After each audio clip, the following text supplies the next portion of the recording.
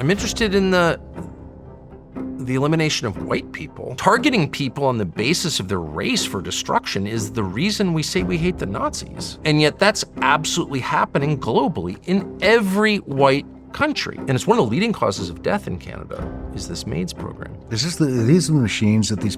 It could be machines. It's, the state is licensed to kill its citizens. The citizen just goes in and said, I want to be killed, and they kill you. Joe Biden's standing up and being like, the main problem in America is white racism from white men. Said that on tape many times. It's always wrong to hurt people or help others, to elevate some and suppress others on the basis of their race. I thought that was the basis of our common culture. They told me it was. They put a monument on the mall to that, which I totally believe in. Judge a man by the content of his character, not the color of his skin. I grew up with that. I believe it. I believe it now. I'm interested in the elimination of white people. What do you mean by that? I mean, white people have been targeted for disappearance, and no one wants to say that because they've been bullied into not noticing or talking about it because you're like a white supremacist. Well, I'm not a white supremacist. I don't think whites are inherently superior to any other group. I don't judge how I feel about someone by his race. I never have, and I'm never going to. It's against my religion, and it's against my instinct. I believe in what people are like. But I travel a lot around the world, and I'm not an expert on the world, but I know more about it than people who don't travel a lot, and I'm leaving this week again. And one thing that I have noticed, because it's impossible not to notice, is that majority white countries are becoming non-majority white. And that's a result of policies that are deliberate, that are not popular with the populations of those countries, and that people are discouraged from noticing in it. In some places they're arrested, like in Great Britain, where I'm going on Friday. So it's like, what is that? And it's not happening in one or two, but in every single one. And what's so interesting is because no one's been allowed to talk about it, the only people who talk about it are like crazy race theorists or, prison inmates who are like, whatever, caught up in being white or something. By the way, you didn't choose to be white, okay? It's nothing you did. You didn't choose to have your eye color, your height. None of these things you can brag about because you didn't do them. They're an accident of your birth. So I've never agreed with any of that crap. But because normal people have been bullied into not noticing, the only people who ever say anything about it are people who are like obsessed with it. But it is an incredible thing that every white country on the planet, except Russia, the one everyone hates, is on the road in very short order to become completely different from what it was 50 years ago. In its population, demographically different. Is that an accident? Well, of course, it's not an accident. It's the result of a bunch of different, it's a multi-pronged strategy, clearly, to make the populations of those countries hate themselves for how they were born and accept these changes. It's been systematic. What is that? As I said, I'm not a white supremacist. By the way, I would just admit it at this point. Why do I care? I'm a white supremacist. Okay. I'm actually not. I disagree with that. Don't think that you should be obsessed with people's appearance, or the accident of their birth or their genetics. I just am opposed to all of that. Again, for the 8th time, Paul, the chief prosecutor, murderer of Christians, became the most important Christian once he met Jesus. So if you need more examples, I don't know what they could be, that people can totally change. It has nothing to do with how you're born. It's what you become. And that's my deepest belief. So if I sound defensive, it's because we have all been trained to ignore this amazing thing that's never happened before in history, where one group of people is being destroyed and of course have internalized that and are now enthusiastically participating in their own destruction and the death of an entire group of people. And it really is, like if you go to Great Britain, it's the whites who can't wait to kill themselves. It's in Canada, same thing. They have the MAIDs program, which is state-sponsored killing of its own citizens. Physician-assisted suicide. No, it's the state encouraging people to kill themselves. And it's one of the leading causes of death in Canada is this MAIDs program. Is this these machines that these It could be machines. It's, Jumping the in little state is machines. licensed to kill its citizens. The citizen just goes in and said, I want to be killed, and they kill you. And basically for any reason, mental health problems, financial problems. A lot of poor people are just like, I feel like I'm a burden to the country. I want to go die, and the state will kill you. It's one of the leading causes of death in Canada. So the numbers came out yesterday. Well, who's doing this? So Canada is about 65% white, something like that. It's completely changed. Heavily, heavily South Asian and Indian, Bangladeshi, Pakistani. And lots of other peoples. It's massive immigration into Canada. But who's being killed by the state in Canada? It's like 97% legacy whites. Literally.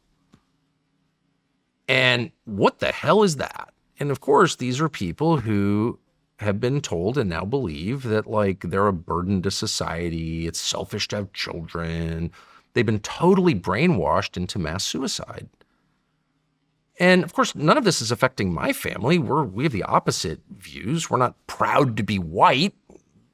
We're not white because we chose to be white. We just happen to be born white. So it's nothing to be proud of. It's just a fact. On the other hand, targeting people on the basis of their race for destruction is the reason we say we hate the Nazis.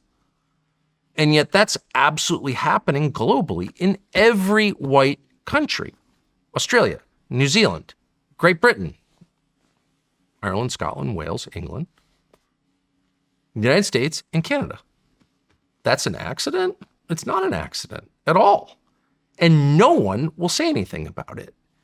And why wouldn't you say something? What is that? If that were happening in India, we got too many Indians here. 1 billion Indians? That's too many Indians. We need more Africans here. So anyone Indian, here's that we can kill you because you're a burden.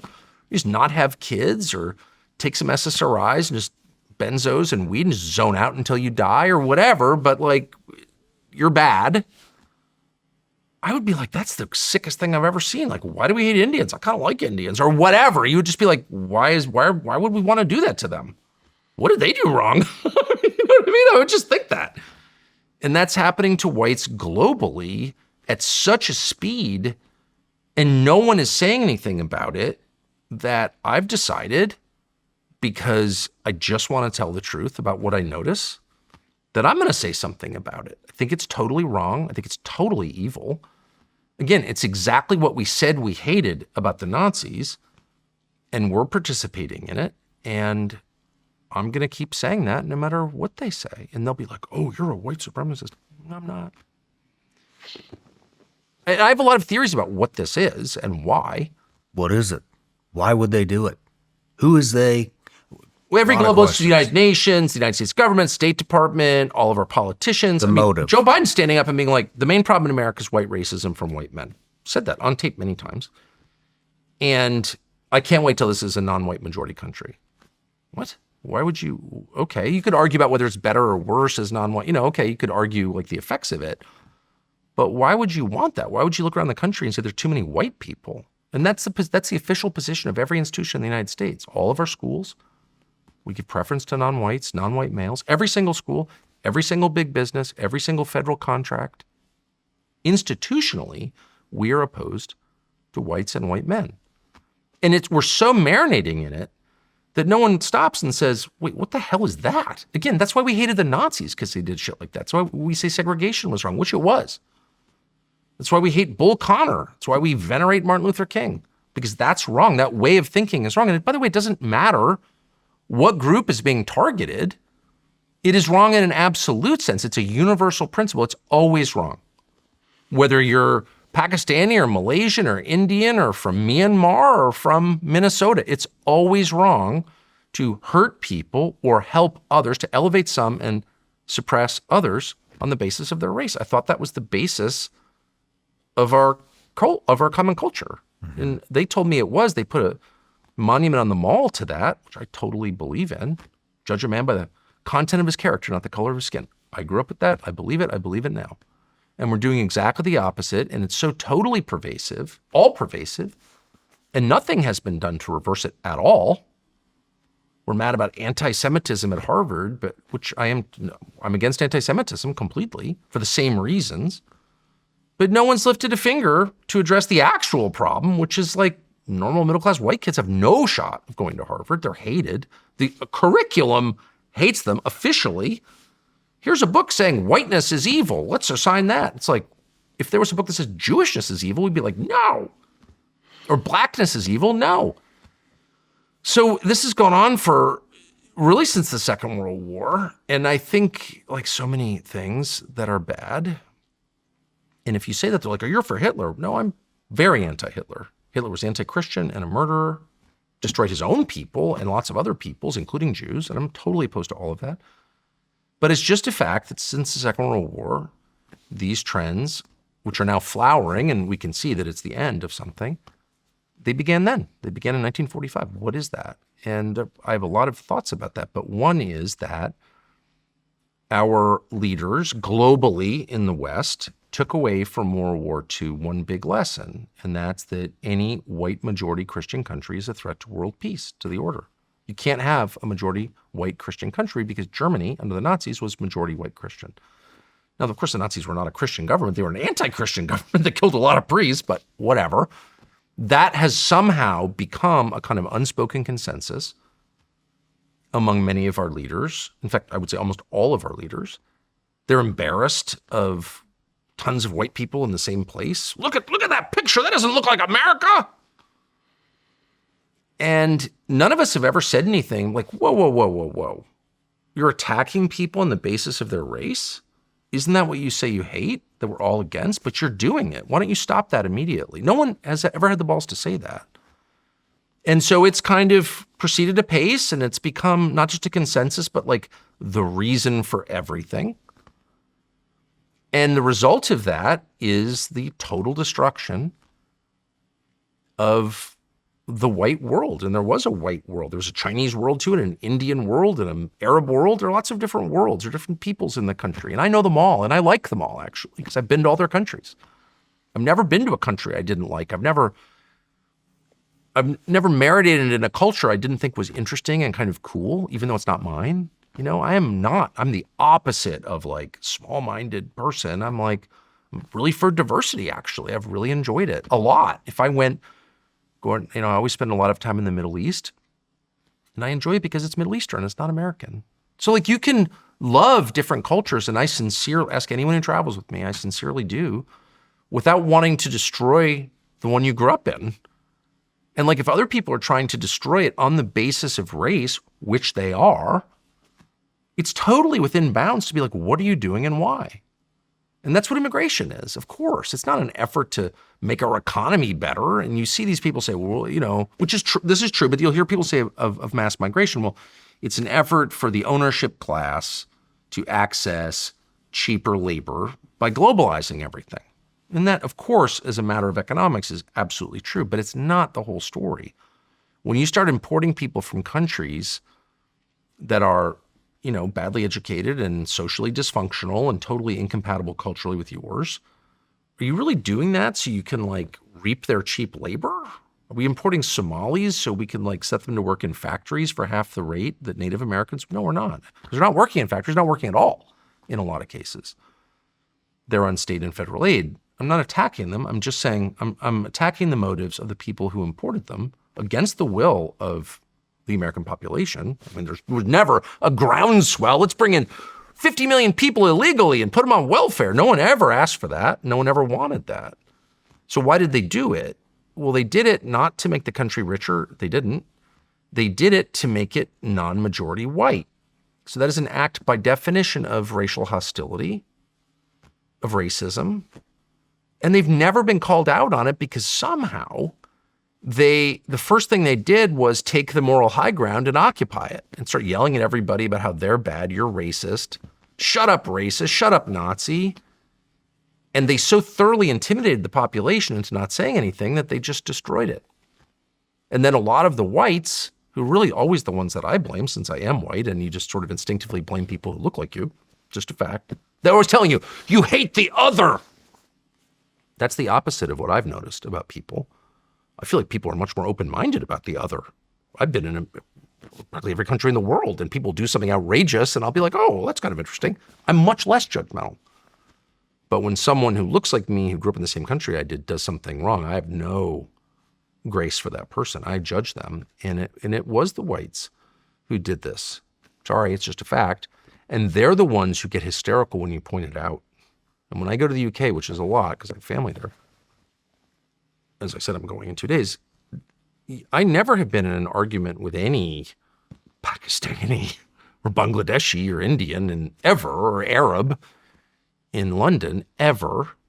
They're always like, yeah, okay, you've got views, and they actually agree with a lot of my views, honestly. I just have noticed this, okay? It's always the rich whites who get way up in your face about it. In fact, I had a speech at a very, very famous school, one of the most famous schools in England. I had a speech on Sunday night.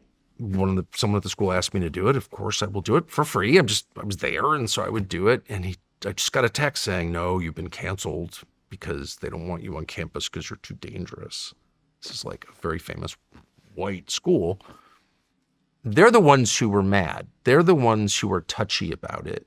And the reason they're mad and they're touchy is because, and this is such a familiar phenomenon, they've turned the hate against them inward on themselves. And people who hate themselves are the least trustworthy and most dangerous people in the world. If someone hates himself, he'll definitely hate you. There's just no doubt.